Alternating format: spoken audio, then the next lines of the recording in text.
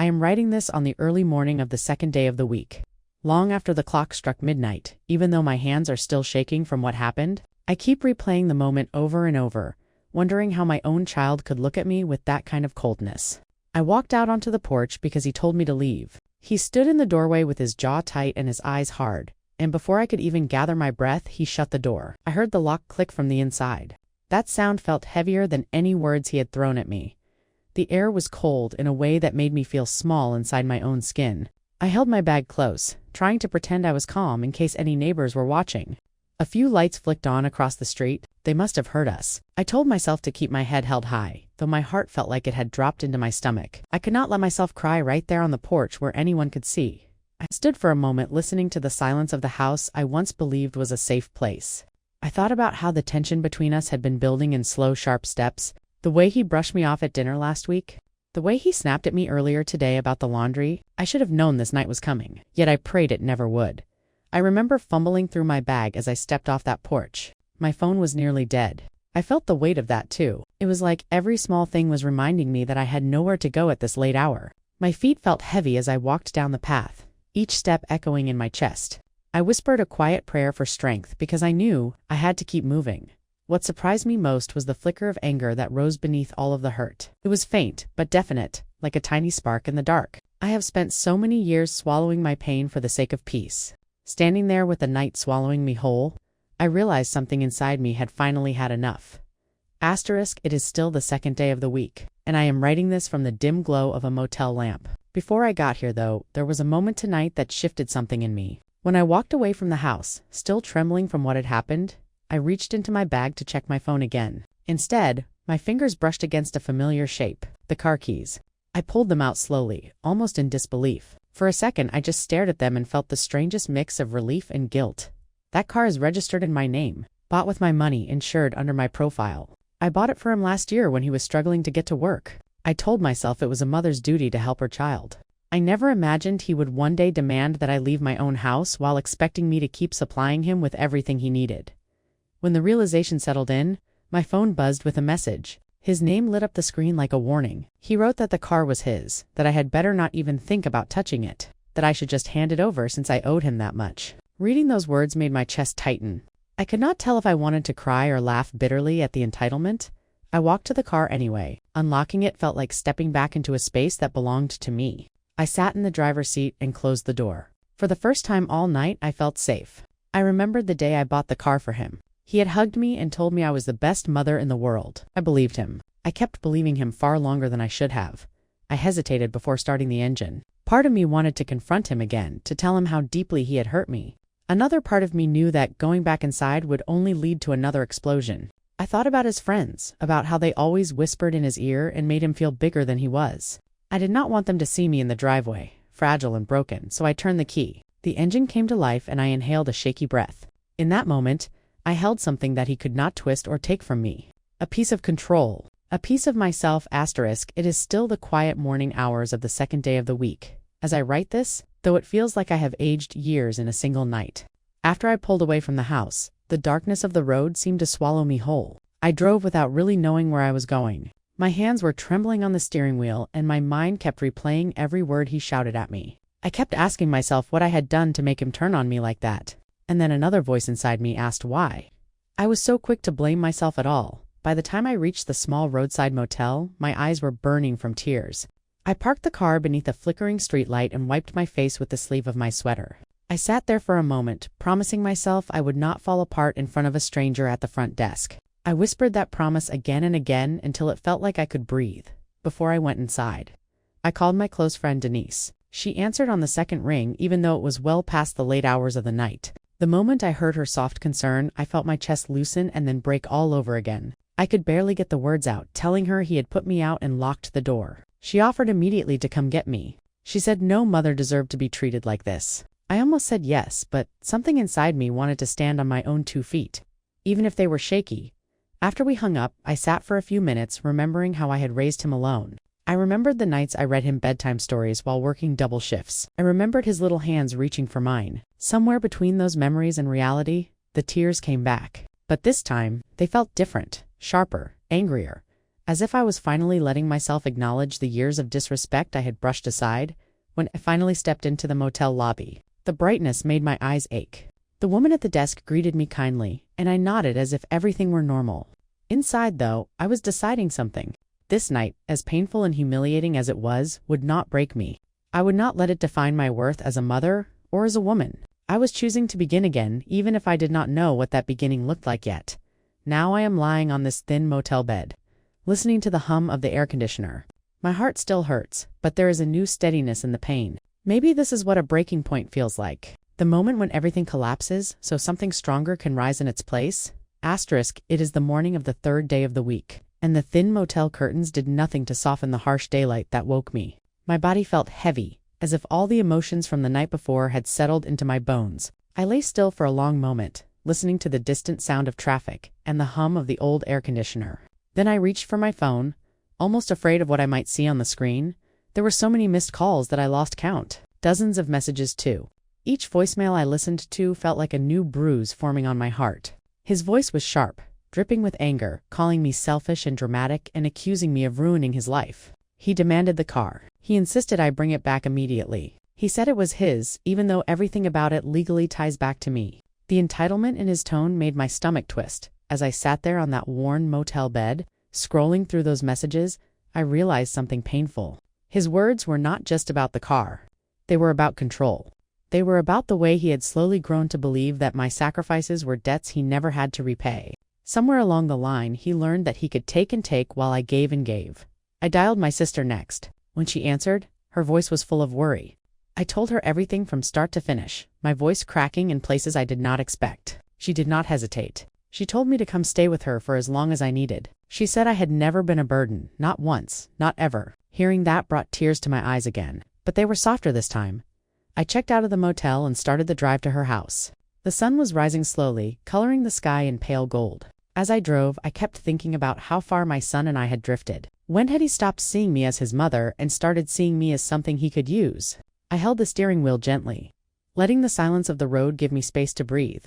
By the time I reached my sister's neighborhood, the weight on my chest felt a little lighter. When I pulled into her driveway, she was already outside waiting for me. She hugged me so tightly that I finally let myself cry without holding back. It felt like the first time in years that someone cared for me without asking for anything in return. Today, I decided something for myself. I decided that I am done folding myself into smaller and smaller shapes just to keep the peace. I may love my son more than life itself, but I will not let that love destroy me. It is the evening of the third day of the week, and I am finally sitting still after a long, emotional day. My sister welcomed me into her home like she had been waiting for this moment. Arms open, worry written all over her face, she ushered me inside before I could say a word and told me to rest. I tried to protest, but she pressed her hand gently on my shoulder and said she could see the exhaustion in my eyes. I felt myself melt a little at her kindness. I spent the early afternoon lying on the soft guest bed, staring at the ceiling, letting the quiet settle over me. My sister kept peeking in, bringing me water, offering food, making sure I knew I wasn't alone. It is strange how comforting simple gestures can be when your heart feels scraped raw. Later that evening, she called a few close relatives to come over. She said they needed to know what was happening, that I shouldn't carry this alone. I agreed, even though part of me felt embarrassed. When everyone arrived, they gathered in the living room with a seriousness I hadn't seen in years. My cousin Marlene sat closest to me, rubbing my back as I told them about last night. About the shouting? About being put out at midnight? About the door locking behind me? The shock on their faces made me realize how wrong all of this truly was. My aunt shook her head in disbelief, saying she had noticed little signs in his attitude during past family gatherings, but never imagined it would escalate like this. Another cousin said gently that my son had been taking advantage of my kindness for a long time. I felt myself instinctively defend him even through the pain. Old habits are hard to let go. But then Marlene looked me in the eyes and told me that love does not excuse mistreatment. She said I had been rescuing him for years, stepping in every time he faltered, shielding him from consequences he needed to face. Hearing her say it out loud felt like someone had opened a window in a stuffy room. It was hard to breathe, but it was the truth. After everyone left, I returned to the guest room. I sat on the bed with my journal, thinking about all the years I spent carrying him through struggles he never thanked me for. I wrote down everything I could remember. The nights I stayed awake while he was sick, the birthdays I scraped money together to celebrate, the bills I paid when he promised he would handle them. Each memory felt like a thread pulling tight around my heart. Tonight, I feel a mixture of sorrow and clarity. My family stood with me, not against him but beside me. They made me see that boundaries are not punishments. They are protection, something I have denied myself for far too long. Asterisk, it is the morning of the 4th day of the week, and my hands are still trembling as I write. Yesterday felt like a storm breaking open across my sister's front lawn. I do not think I will forget it for as long as I live. It started with the sound of a car pulling up fast outside, tires scratching against the pavement. My sister and I were in the kitchen when we heard the car door slam. She looked at me with worry, and before either of us could move, there was a loud pounding at the front door. I knew instantly that it was him. There is a certain sharpness in his knock, something hurried and demanding, something he must have learned from watching the world take advantage of people who bend too easily. My sister reached the door first, even though I tried to step in front of her. When she opened it, he pushed past her, eyes blazing, voice loud enough for the neighbors to hear. He said he wanted the car keys. He said I had no right to keep something from him that he believed was his. The words poured out of him like fire, and for a moment, I felt myself shrinking the way I always do when he raises his voice. But my sister did not shrink. She stepped back between us, her arms crossed, her voice steady. She told him he would not come into her house disrespecting me. That small act, that small shield she placed in front of me, made something inside my chest straighten. He pointed at me, accusing everyone of turning me against him. He said I was letting them poison me, that I was being dramatic, that I was ruining his life out of spite. The accusations hit me hard, but this time something inside me cracked in a different way. I finally shouted back. I told him I was tired of being spoken to like I was nothing. I told him the car was in my name, paid for with my money, and that I would not hand it over just because he demanded it. My voice shook, but it did not break. People started coming out of their houses, doors opening, curtains shifting, the neighborhood beginning to watch. Still, he kept shouting, calling me ungrateful, calling me every name he could summon. And then someone, I still do not know who, must have called the police. Because within minutes 2 officers arrived, calm and measured, asking us all to step apart. My sister took my arm and guided me to the porch, while the officer spoke with him. I could see the anger boiling beneath his skin, the frustration of being told no, the disbelief that I had the right to stand my ground. When one of the officers approached me, he asked if the car belonged to me. I said yes. He asked if my son had any legal claim to it. I said no, and when the officer nodded in understanding, it felt like validation I did not know I needed. My son threw his hands up, muttered something under his breath, and stormed back to his car. The engine revved loud and angry before he sped away. When he was gone, I felt my whole body start to tremble. My sister wrapped an arm around me and guided me inside, telling me to sit, telling me to breathe. She made me tea and held my hand until the shaking slowed. I did not sleep much last night. My heart keeps wondering how we reached this point, how the small boy I once sang to sleep became the man who shouted at me in front of strangers. I know there are answers in the years behind me, and I know some of them are my own doing. But today I am learning that understanding the past does not mean surrendering to it. Asterisk, it is the evening of the 4th day of the week, and the quiet in my sister's house feels heavier than usual. My thoughts have been drifting all day, circling the events of yesterday like a wound I cannot stop touching. I wish I could say I felt stronger after standing my ground, but strength has a strange texture. Sometimes it feels like courage. Sometimes it feels like grief. After my son drove off in anger, the officers stayed for a moment to reassure us. One of them explained gently that the car was legally mine in every possible way. Hearing it put so plainly made something inside me sag with both relief and sadness. Relief because I finally understood the truth was on my side. Sadness because I wished I had never needed anyone to confirm it. Once the officers left, I sat at the kitchen table with my sister. I tried to lift the teacup she had made for me, but my hand shook so badly that she reached over and steadied it for me. She told me I did the right thing by refusing to hand over the car. She said I had protected myself for the first time in years. I wanted to believe her, yet all I felt was a hollowness settling deep in my chest. We spent most of the morning talking quietly about motherhood, guilt, and how easily love can become a blindfold. My sister reminded me that enabling someone is not the same as supporting them. She said I had been carrying him for far too long past the point where he should have learned to carry himself. Hearing those words made my eyes sting, not because they were harsh, but because they were true. Later that afternoon, I found myself scrolling through my phone, searching for information. I looked up what steps I needed to take to remove my name from his apartment lease. I had co-signed it when he insisted he needed help. Today, I began to understand that signing it meant I had tied myself to responsibilities he never respected. It hurt to admit that he saw my signature as something he was entitled to, rather than something I gifted him out of love. When I finished reading through the legal steps, I opened my photo gallery. I had not planned to. My fingers just drifted there on their own. I started looking at old pictures of him, birthday parties, school events. The first day he learned how to ride a bike. Images that once brought me joy now left a deep ache in my heart. Slowly, painfully, I deleted many of them. Not because I wanted to erase him, but because I needed space from the version of him I kept clinging to. The little boy in those pictures is gone. The man he has become is not someone I recognize. Tonight, as I sit here writing, I feel like I am grieving. Not the loss of my son himself, but the loss of what I believed our relationship was. The loss of the fantasy that if I just loved hard enough, he would eventually understand, appreciate, or grow. Yet there is also a strange quiet inside me, a quiet that feels like the first breath after a long cry, a quiet that tells me I am doing what I must to save myself. It is the night of the 5th day of the week, and the house feels wrapped in a deep stillness. My sister has gone to bed, but I am too awake and too full of thoughts to sleep. Today felt like a test of every fragile boundary I have tried to build in the last few days. A test of my resolve. A test of my heart. The morning began with more angry messages from my son. Long ones, short ones, frantic ones, cruel ones. He said I was abandoning him. He said I was choosing everyone else over him. He said I was ungrateful for everything he had ever done for me. Though he listed nothing, because there was nothing for him to list. He said I would regret this. The threats were subtle, designed to pull at the guilt he has always known how to trigger. I picked up my phone more times than I can count, wanting to defend myself, wanting to explain, wanting him to understand just how deeply he hurt me. But every time my finger hovered over the screen, I remembered what the therapist said to me later in the afternoon. My sister had insisted I see someone. She said I needed a safe space to unravel the knots inside my chest. So I went. The therapist was calm and warm, with a softness in her voice that made me feel like I could finally exhale. I told her everything. I did not try to make excuses for him. I did not try to soften the truth. I let it spill out like water from a cracked cup. She listened quietly and then told me something I did not expect. She said that what I described was a pattern of manipulation. She said that loving someone does not mean absorbing their anger or allowing them to shape your world into something painful. She said that guilt can blind even the strongest mothers.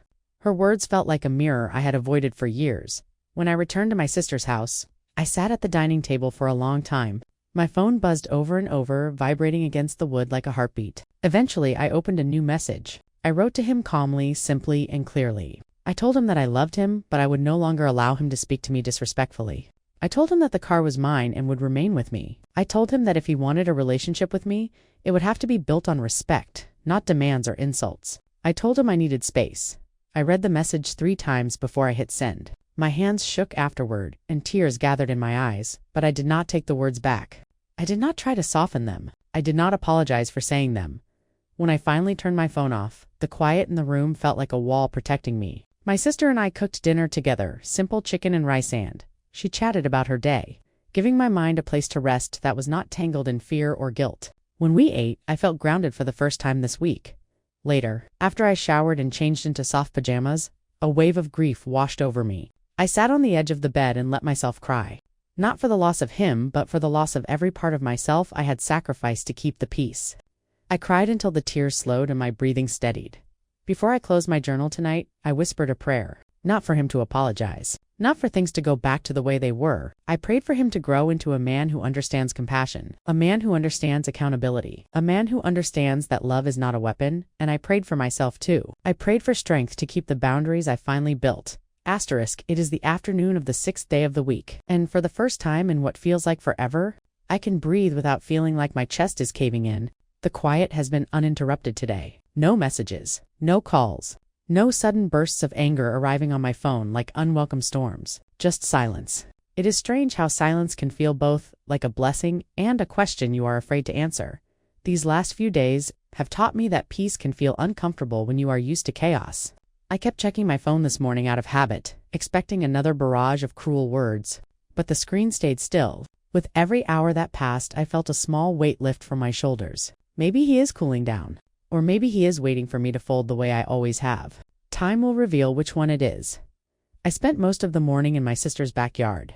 The weather was warm and the sun filtered through the leaves in soft golden patches. I sat there with a book I barely touched. Instead, I found myself thinking about the parts of me I abandoned while trying to raise him alone. Hobbies I left behind. Dreams I set aside. Pieces of myself I packed away so I could be everything for him. This afternoon brought something unexpected. A message from his partner? It began with an apology. She said she was sorry for the way things escalated. She said she had seen a side of him that frightened her. She said she never wanted him to speak to me the way he did. There was a trembling honesty in her words that made me pause. I reread the message twice before responding. I thanked her for reaching out, but I did not ask for explanations. I no longer need the details behind his behavior to justify the pain it caused. Still, she told me anyway. She said he had been under pressure, that he felt insecure, that he thought he was failing at life and blamed me because it was easier than blaming himself. Her words hurt, but they also clarified something I had been wrestling with inside my mind. The anger he uses is not strength. It is fear. And fear, when left unaddressed, becomes a weapon later in the day. My cousin Marlene called and offered to mediate a conversation between me and him. She said she understood both sides and might be able to help us talk in a calmer space. I listened. I told her I would think about it. The truth is, a small spark of hope flickered in me when she said it. But right beside that hope was a quiet fear. I am afraid of going back. Afraid of losing the strength I finally found. After she hung up, I sat at the edge of the bed with my journal in my lap. I wrote down something I needed to see in my own handwriting. I deserve peace. The words look shy on the page, as if they are still learning how to exist. But they are mine, and seeing them written makes something inside me glow with a gentle kind of courage. Asterisk. It is the evening of the 7th day of the week, and I am sitting here in my sister's living room with a blanket draped across my knees. Replaying the conversation that unfolded earlier today, my heart feels tender, almost bruised, but not broken. Maybe that is what healing feels like at first. I finally agreed to meet him. Marlene helped arrange it, choosing a quiet cafe halfway between his apartment and my sister's home. I was nervous the entire drive there. My hands were cold even with the heater running. I kept rehearsing what I wanted to say, but nothing sounded right until I stopped trying to rehearse at all. I reminded myself that honesty is not something you memorize. It is something you speak from the center of your chest. When I walked inside, he was already there, sitting stiffly at a table near the window. He looked smaller somehow, like the anger had drained out of him and left behind something uncertain. For a moment, I saw a glimpse of the boy he used to be. It made my heart ache. He did not look at me at first. He stared at the table, tapping his foot in that restless way he has had since he was a teenager. When I finally sat down, the silence stretched thin between us. Then, quietly, he said he did not know where to begin. I nodded and told him to start wherever he needed to. He took a long breath and said he was ashamed. That he acted out of fear.